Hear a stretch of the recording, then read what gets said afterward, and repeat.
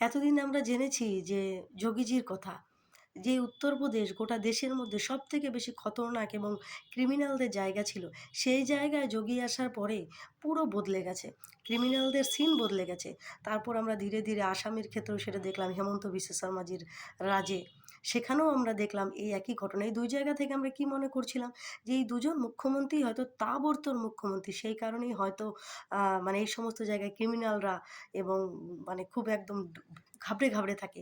কিন্তু না, আস্তে, আস্তে এরপর যখন আমরা তরুণ কুমারের ঘটনার পর দিল্লিতে দেখলাম এই বুলডোজার অ্যাকশন, দিল্লিতে অ্যাকশন নেওয়া শুরু হলো। এ থেকে আমরা কি বুঝলাম যে না, শুধুমাত্র মুখ্যমন্ত্রীদের যে দাপট তার জন্য নয়, এর পেছনে রয়েছে বিজেপি সরকার।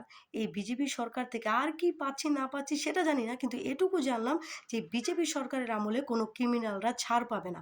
কোনো উম জাতিভেদের ক্ষেত্রে বিনা কারণে কেউ কাউকে মেরে দেবে, এক্ষেত্রে কেউ ছাড় পাবে না।